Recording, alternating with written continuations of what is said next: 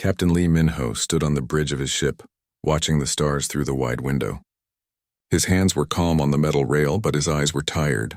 For 3 hours he had been listening to the emergency signal from New Busan Colony. The same words played over and over. Help us. They are coming. Please help us. Now the signal was silent. Captain, said Lieutenant Park Jin-woo from his station. We are close to New Busan. 2 minutes until we arrive. Min-ho nodded. He had been to New Busan many times. It was a peaceful place with farms and small towns. Families lived there. Children played in the streets. Old people sat in gardens and told stories. I'll stop, Min-ho said when they reached the colony. Scan everything. The bridge became quiet. Everyone looked at their screens. Slowly the scans came back. Commander Choi Yuna walked over to Min-ho. Her face was hard like stone. Captain, she said in a low voice. There are no life signs. Min-ho felt something cold in his stomach. None. 12,000 people lived here yesterday. Today there is nothing. Through the window, Min-ho could see the colony below. Smoke rose from broken buildings. The farms were burned. The small towns were empty ruins. Ships floated in space around them. Alien ships with strange shapes and bright colors. The Velthari, said Dr. Kim Tae-hyung from his station. He was reading the ship designs on his screen. And Nexus collective ships too. They worked together. One of the alien ships turned toward them. A face appeared on the main screen. It had blue skin and 4 eyes. When it spoke, its voice was rough like broken glass. Human ship, the alien said. I am War Leader Kevtar of the Velthari Empire. You're in our space now. Min-ho stepped forward. This is Captain Lee Min-ho of the Earthship Harmony's Edge. New Busan Colony is human territory. What happened here? Kevtar made a sound like laughing. There was a small mistake about borders. The humans were in the wrong place. We fixed the problem. You killed 12,000 people. We removed an obstacle. Your Galactic Council will understand.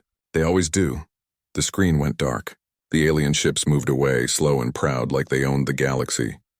Min-ho's hands became fists. Behind him, Commander Choi Yuna put her hand on her weapon. Dr. Kim Tae-hyung was typing fast, recording everything. Lieutenant Park Jin-woo was very quiet.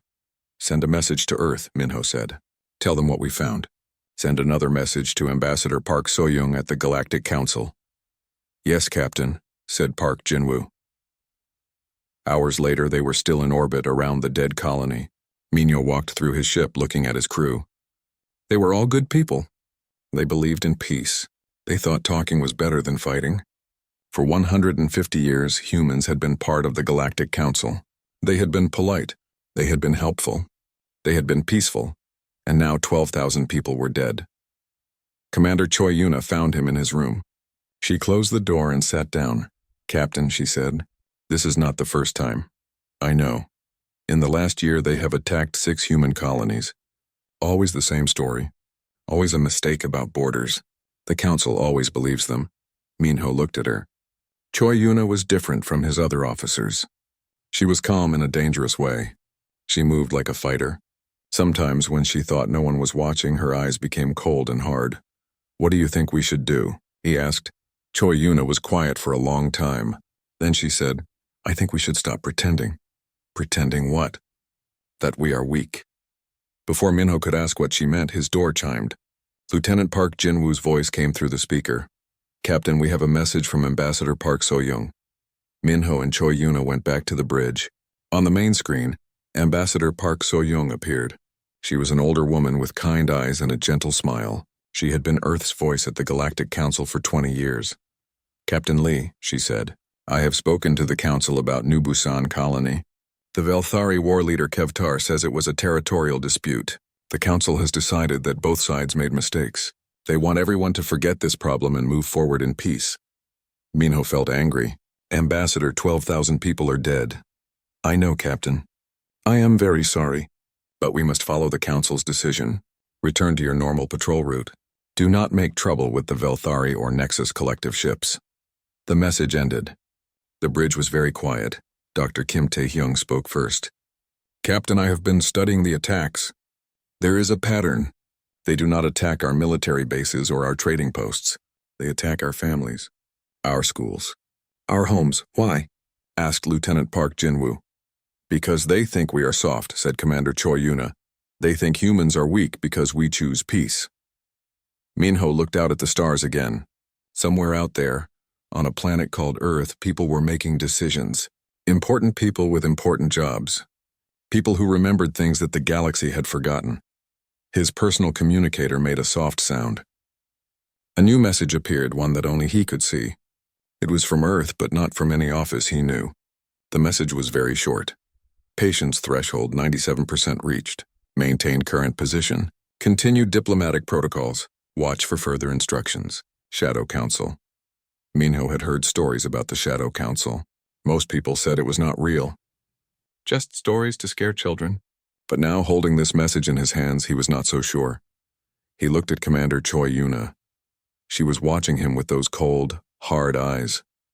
"Commander," he said quietly, "what do you know about Earth's real military?" She smiled, but it was not a happy smile. "Captain, I know that we have been very polite for a very long time. Maybe too polite." Outside the window, the burned colony turned slowly below them. 12,000 voices would never speak again. 12,000 stories had ended. But maybe, Minho thought, a new story was about to begin. 3 weeks passed after New Busan colony died. Captain Lee Minho tried to follow his orders. He patrolled the empty space between stars. He filed reports. He was polite to alien ships. But every night he dreamed about burning buildings and silent voices. Then the second attack came. "Captain," Lieutenant Park Jinwoo called from his station. "Emergency signal from New Daegu settlement." Minho ran to the bridge. On the screen he could see a woman's face. She was crying. Behind her he could see fire and smoke. "Please help us," she said. "The aliens came again. They have big ships. They are shooting everything." My children are in the school, please." The signal died. "How far?" Minho asked. 6 hours at full speed," said Park Jinwoo. "Go, now." When they arrived at New Daegu, it was the same as before. Empty space, broken buildings, no people. But this time the alien ships were still there. Minho could see them on his screen. Velthari Empire ships and Korthak Republic ships working together. A new face appeared on his screen. This alien had red skin and sharp teeth. "Human captain," it said. "I am Strike Commander Vorth of the Korthak Republic. You are late to the party." "Why did you attack this settlement?" Minho asked.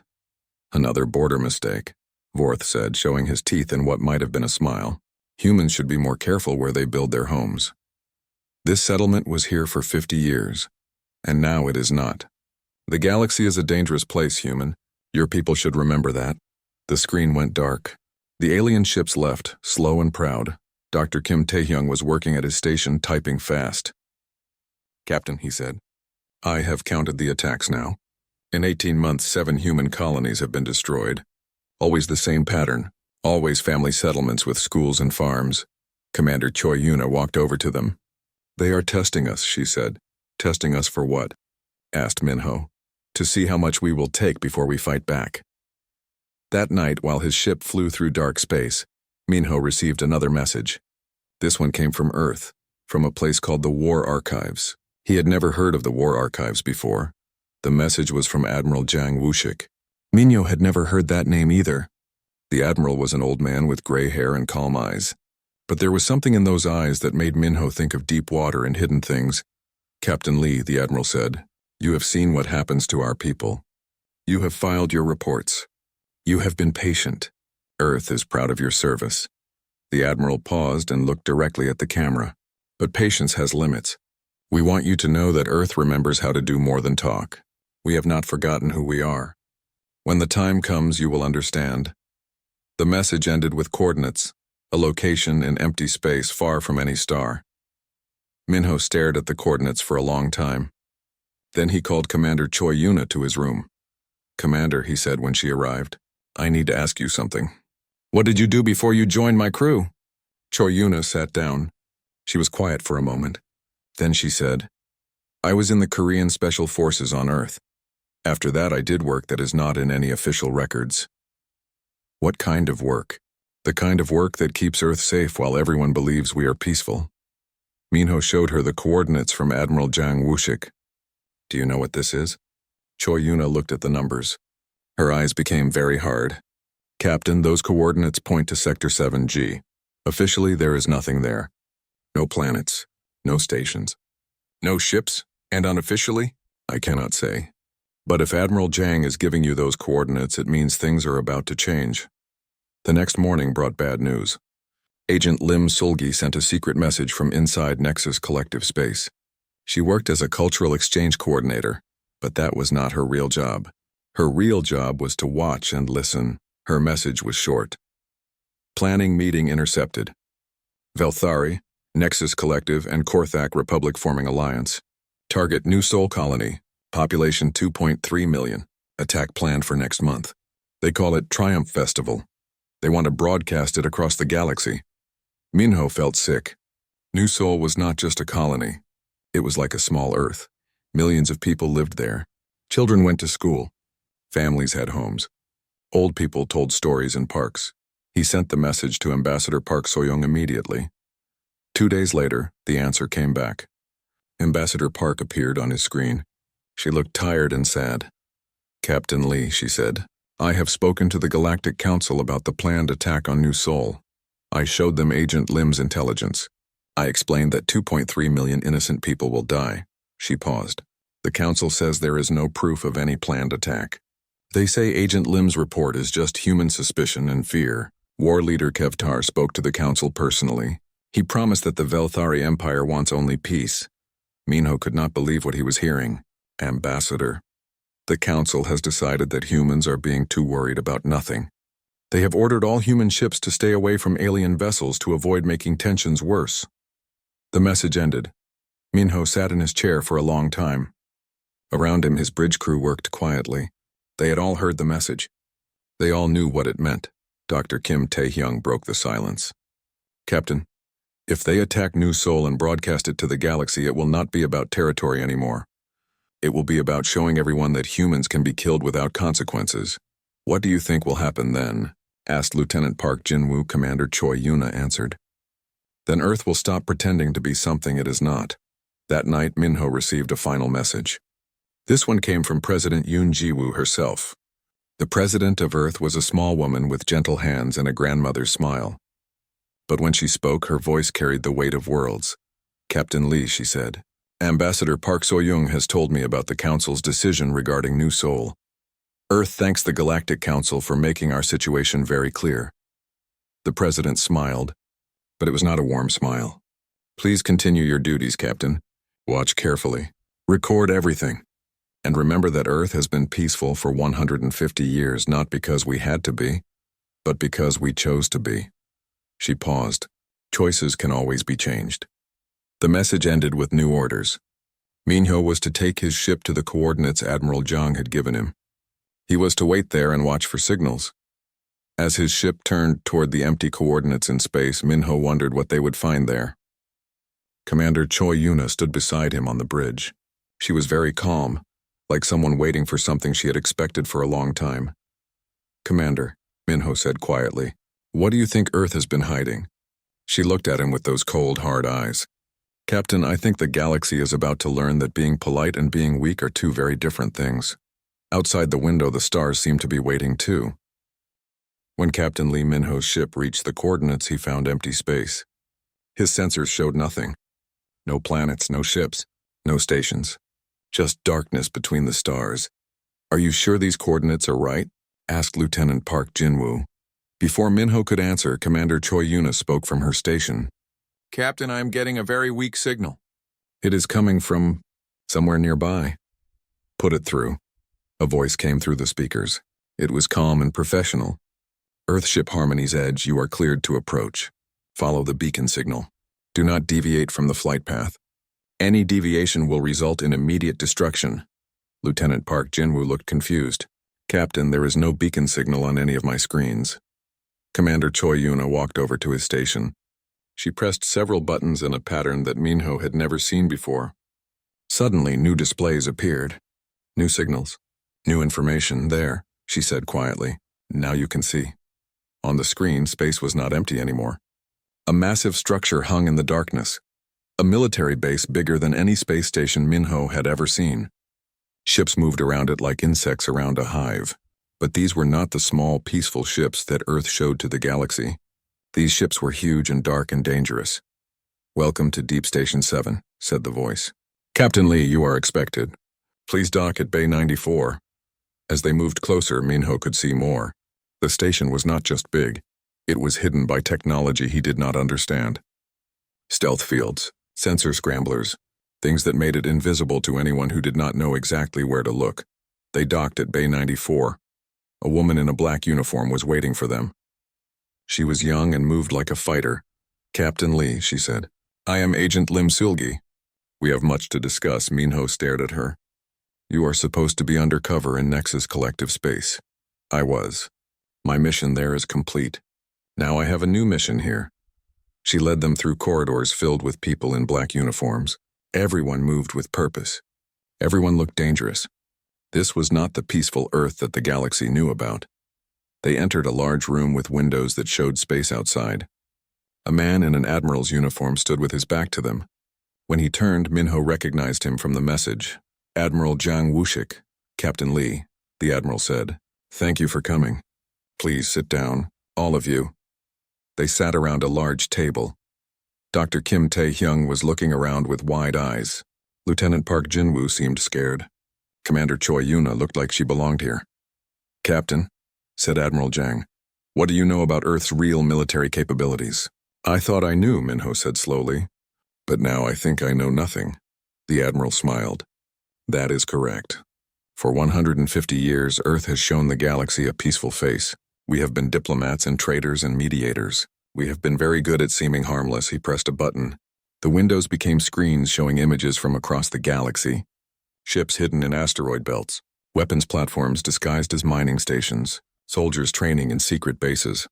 But we never forgot who we are, the admiral continued. Humans are fighters, Captain. We are survivors. We are apex predators who learn to use tools and think ahead and work together. We did not become peaceful because we evolved past violence. We became peaceful because we chose to control our violence. Agent Lim Sulgi spoke next. The aliens have made a mistake. They think our politeness means we are weak. They think our diplomacy means we cannot fight. They are wrong. How wrong? Asked Dr. Kim Tae-hyung. Admiral Jiang pressed another button. New images appeared on the screens. Ships that were massive beyond anything Minho had imagined. Weapons that could crack planets. Fleets that had been hiding in dark space for decades. Very wrong, said the admiral. We have been building and preparing and waiting. Every human colony that was attacked.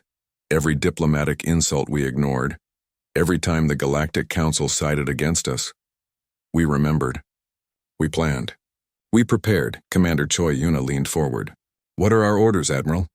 Earth has decided to give the galaxy one final warning. President Yoon Ji-woo will address the Galactic Council tomorrow. After that warning is delivered, if the attacks continue, we will stop pretending to be something we are not. The Admiral stood up. Captain Lee, your ship will return to normal patrol. But you will have new crew members. People with special training. Commander Choi will explain their jobs to you. Agent Lim Sulgi handed Minho a datapad. Captain, this contains intelligence about the planned attack on New Sol. War leader Kevtar has convinced 12 other species to join the assault. They plan to make it the largest attack on human civilians in history. They want to broadcast it across the galaxy as entertainment. Minho felt anger growing in his chest. When? 1 week from today. They call it the Triumph Festival. They think it will show the galaxy that humans can be killed without fear of revenge. And if they are wrong, Admiral Jiang walked to the windows and looked out at the hidden fleet. If they are wrong, Captain, then the galaxy will learn what human revenge looks like. We have been patient for 150 years. But patience is not weakness. Kindness is not cowardice. And politeness is not surrender. The next day, Captain Lee Minho watched President Yoon Ji-woo address the Galactic Council. The president stood at the speaker's podium, small and gentle-looking among the alien representatives. She spoke in a quiet voice. Members of the Galactic Council, she said, Earth thanks you for 150 years of educational diplomacy. We have learned much about galactic politics during our time with you. The alien representatives looked bored. Some were not even paying attention. We have tried to follow your rules, the president continued. We have been patient when our colonies were attacked. We have been understanding when our people were killed. We have accepted your explanations and your decisions. War leader Kevtar made a sound like laughing. Other aliens joined him. President Yoon Ji-woo smiled. It was a grandmother's smile, warm and kind, but her next words were not warm. Earth is now adjusting its approach to galactic relations. We want to make our position very clear to all species, especially those who have chosen to harm human civilians. She looked directly at the alien representatives. This message goes to the Velthari Empire, the Nexus Collective, and the Korthak Republic. You have one opportunity to change your behavior. Stop attacking our people. Return what you have taken from our colonies. Leave human space immediately. And if we refuse? Called out war leader Kevtar, President Yoon Ji-woo's smile became something else. Something that made even the other aliens stop laughing. Then Earth will stop pretending to be polite. The transmission ended. The council chamber was very quiet. Minho turned to Commander Choi Yuna. Do you think they will listen? She shook her head. No, Captain.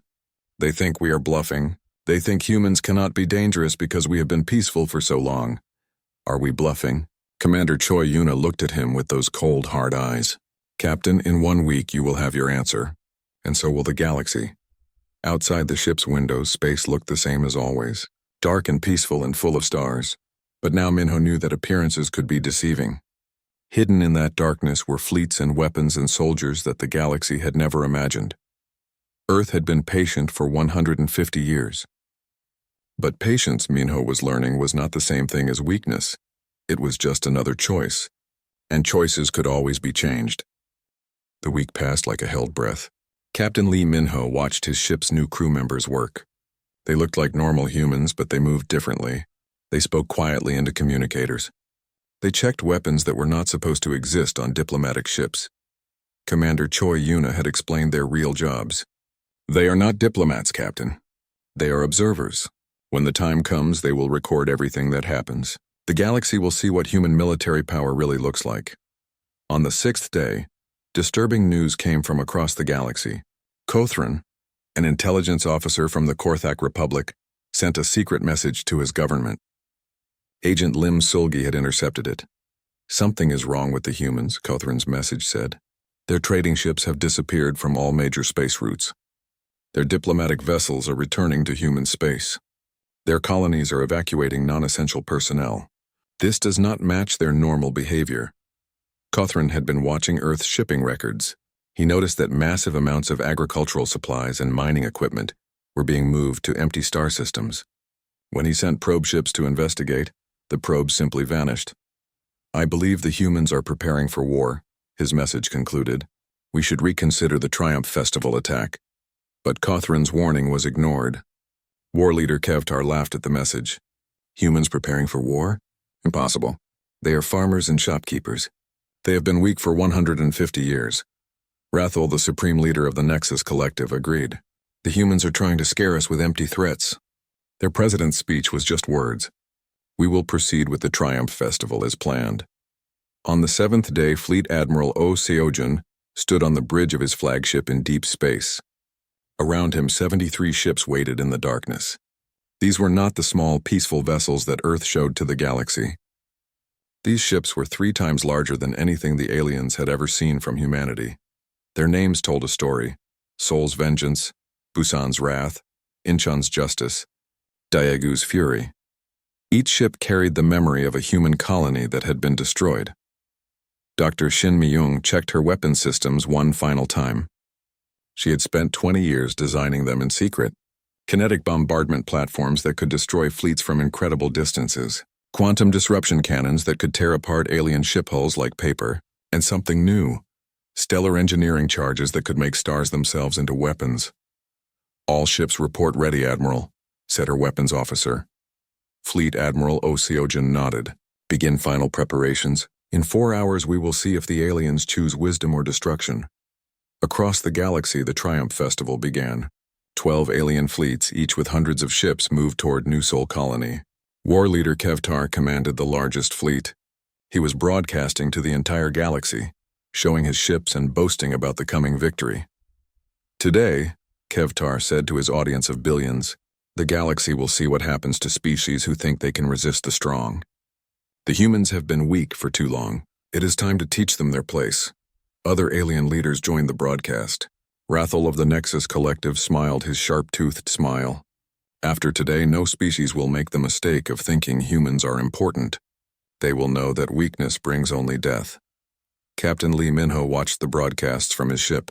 His new crew members were recording everything. The alien fleets were enormous, thousands of ships moving like a dark cloud toward New Seoul. "Captain," said Lieutenant Park Jinwoo, his voice shaking. "There are so many of them. How can we possibly—" "Watch," said Commander Choi Yuna quietly. "Just watch." The alien fleets reached New Seoul Colony expecting to find helpless farms and defenseless towns. Instead, they found Fleet Admiral Oh Seojun waiting with 73 ships that should not have existed. The Admiral opened a communication channel to all the alien fleets. His voice was calm and professional. "Alien vessels," he said. "You are attacking human civilians without provocation. You have ignored our diplomatic warnings. You have chosen to broadcast this attack as entertainment. Earth finds your behavior unacceptable." War Leader Kevtar appeared on the screen, laughing. "Human Admiral, you have 73 ships. We have thousands. Do you really think you can stop us?" Fleet Admiral Oh Seojun looked at him with the same calm expression. "War Leader Kevtar, you have made two critical errors. First, you assumed that the ships you can see are the only ships we have. Second, you assumed that human politeness meant human weakness. You are bluffing," Kevtar said. "Humans do not know how to fight real wars." The Admiral smiled. It was not a nice smile.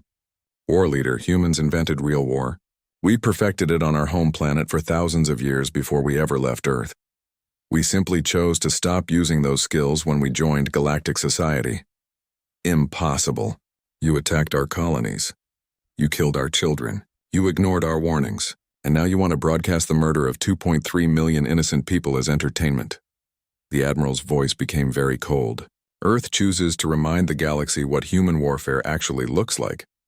Fleet Admiral Oh Seojun gave a simple order. "All ships, execute Protocol 7. What happened next lasted exactly 18 minutes. It was recorded by cameras on every alien ship and broadcast across the galaxy. Later, military academies would study those 18 minutes for decades, trying to understand how it was possible. The human ships did not charge forward like heroes in stories. They did not engage in dramatic ship-to-ship combat. Instead, they simply erased the alien fleets from existence. Kinetic bombardment platforms launched projectiles that moved faster than the alien sensors could track.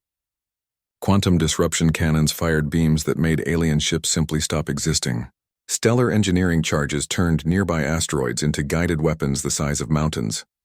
War Leader Kevtar's flagship lasted longer than most, almost 3 minutes. His final transmission was a scream of disbelief. "This is impossible. Humans are not warriors. Humans are peaceful." When the 18 minutes ended, 12 alien fleets had become empty space and scattered debris. Not a single human ship was damaged. Not one human life was lost. The broadcast to the galaxy continued, but now they showed silence instead of boasting. Empty space where thousands of alien ships had been, and Fleet Admiral Oh Seojun's calm voice speaking to the survivors.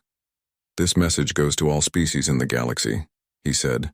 "Earth tried diplomacy for 150 years. We tried patience. We tried understanding. We tried being polite." The Admiral paused. "Those were our choices, not our limitations. Today we made different choices." Across the galaxy, alien governments watched in horror. Rathel of the Nexus Collective received an urgent message from President Yoon Ji-woo. "Your allies chose to ignore our warning. The Nexus Collective and Korthak Republic have 1 hour to withdraw from all human space and return everything taken from our colonies." This is not a negotiation. Kothran's intelligence report suddenly seemed very important. His government began emergency evacuation of all their ships from human territory.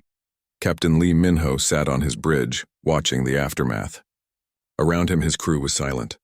Even Commander Choi Yuna seemed shocked by what they had witnessed. "Commander," Minho said quietly, "how long has Earth been hiding this kind of power?" "Since before first contact," she replied. "We never forgot how to fight, Captain." "We just forgot how to show it." Dr. Kim Tae-hyung spoke from his station. "The galaxy will never see humans the same way again." Lieutenant Park Jinwoo looked up from his screens. "Captain, I am receiving reports from across the galaxy. The Nexus Collective and Korthak Republic are withdrawing all their ships from human space. They are returning stolen property. They are asking for peace talks," Minho nodded. The galaxy had learned something important today. Earth's politeness had never been weakness.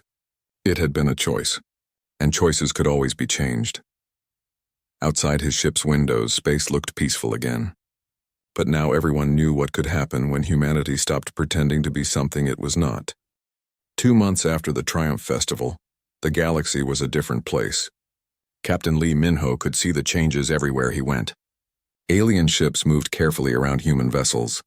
Alien governments answered human messages quickly and politely. The Galactic Council had new rules that always seemed to favor human interests. The Nexus Collective and Korthak Republic had withdrawn from human space in 47 minutes. Kothron's intelligence report became required reading for every alien military officer in the galaxy. No one wanted to make the same mistake as war leader Kevtar. Minho was escorting a convoy of human civilians back to the rebuilt New Busan colony. Families were returning to their homes. Children would play in the streets again. Old people would sit in gardens and tell new stories. Stories about the day Earth stopped being polite. "Captain," said Lieutenant Park Jinwoo from his station, "we are receiving a priority message from the Galactic Council." On the main screen, Ambassador Park So-young appeared. She was smiling, but it was a different kind of smile than before. Behind her, Minho could see alien representatives waiting quietly for her attention. "Captain Lee," she said, "the Galactic Council has passed the Earth Accords. These new laws formally recognize humanity's right to defend our people and our territory, using any means we consider necessary." She paused. "The Council also wants me to tell you that they deeply regret the misunderstandings of the past. They hope Earth will continue to participate in galactic diplomacy." When the message ended, Commander Choi Yuna walked over to Minho. "The aliens are scared," she said simply. "Good," said Dr. Kim Tae-hyung from his station. "Fear makes people careful. Careful people make fewer mistakes." Minho nodded. He had been reading Dr. Kim's new research paper, Evolutionary Advantages of Deceptive Pacifism in Apex Predator Species. It was becoming the most popular xenological study in galactic history. Everyone wanted to understand how they had been so wrong about humans. That evening, Minho received a message from Earth. President Yoon Ji-woo appeared on his personal screen, looking like the same gentle grandmother she had always been. "Captain Lee," she said, "I want to thank you for your service during these difficult times. You have represented Earth with honor and dignity." The president smiled.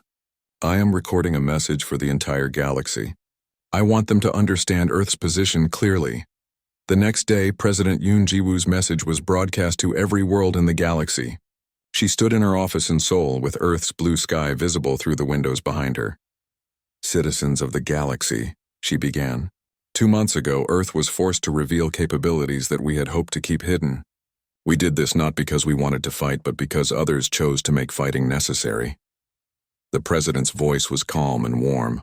"Humanity values peace above all things. We have spent 150 years proving this through our actions and our restraint. We had hoped that our commitment to diplomacy would inspire others to choose peaceful solutions to their problems." She paused. "Unfortunately, some species mistook our peaceful nature for weakness. They attacked our colonies. They killed our families. They ignored our warnings. They forced us to demonstrate that our politeness was a choice, not a limitation." The president looked directly into the camera. "Earth wants the galaxy to know that we prefer cooperation to conflict. We prefer negotiation to violence. We prefer building to destroying.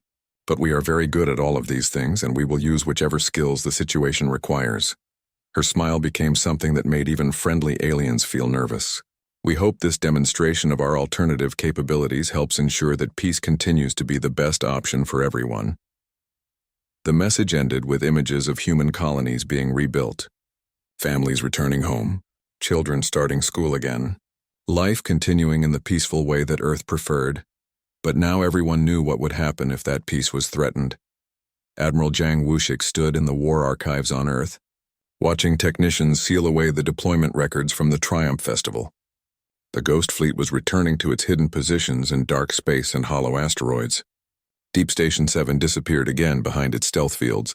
Agent Lim Silgi filed her final report and returned to her cover identity as a cultural exchange coordinator. But now when she visited alien worlds, she noticed that people watched her carefully. They wondered what other secrets she might be hiding. The galaxy began to adapt to its new understanding of humanity. Alien governments established new departments to study human psychology. Military academies added courses on human tactics. Trade organizations created special rules for dealing with human merchants. Captain Lee Minho found that his job had become easier in some ways. When he asked alien ships to change course, they did it immediately. When he requested information, he received complete answers.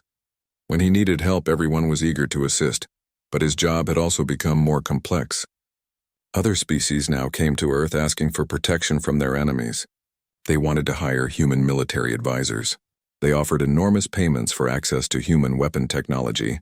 Earth's answer was always the same. We prefer peaceful solutions. Commander Choi Yuna had been promoted to captain and given her own ship. Before she left, she spoke privately with Minho. "Captain," she said, "do you think the galaxy has learned its lesson?" Minho thought about that question. "I think they have learned that humans are dangerous, but I am not sure they have learned why we chose to be peaceful instead. And why did we choose peace? Because we are smart enough to know that war destroys everything good in the universe. We fight only when we have no other choice." Choi Yuna nodded. "That is what makes us different from them. They fight because they can. We fight because we must." Dr. Kim Tae-hyung published more papers about human psychology and alien misconceptions. His work helped other species understand that Earth's restraint had never been about inability. It had been about wisdom. Slowly, the galaxy began to change. Species that had been aggressive for centuries started to reconsider their behavior. Pirates found new jobs. War leaders became peace negotiators. The Galactic Council actually began to solve problems instead of just arguing about them. Ambassador Park So-young found her work much more productive. When she spoke to the Council, everyone listened carefully. When she suggested solutions to galactic problems, other species worked hard to make those solutions successful. But she never forgot the lesson of the Triumph Festival. During important negotiations, she would sometimes smile and say, "Of course, Earth prefers to solve this peacefully." Everyone understood what she was not saying. Years passed. The galaxy became a more peaceful place, not because everyone had become better people, but because everyone had learned that attacking humans was a very bad idea. New human colonies were built. Trade increased. Scientific cooperation expanded. Art and culture flowed between worlds. The things that made civilization worth having grew stronger. Captain Lee Minho, now Admiral Lee Minho, sometimes visited the memorial on New Busan colony. 12,000 names were carved in black stone, remembering the people who had died before Earth chose to stop being polite. Standing before the memorial, Minho would think about choices. For 150 years, humanity had chosen peace over power. They had chosen patience over punishment. They had chosen politeness over pride. Those had been good choices. They had made the galaxy a better place. But when others had tried to mistake kindness for weakness, Earth had shown them the difference. And now everyone understood that humanity's peaceful nature was not about what humans could not do. It was about what humans chose not to do. And that choice had made all the difference. The galaxy was learning that the most dangerous warriors were not those who fought because they enjoyed it. The most dangerous warriors were those who fought because they had to, and who never forgot the cost of fighting. Earth had not forgotten. Earth would never forget.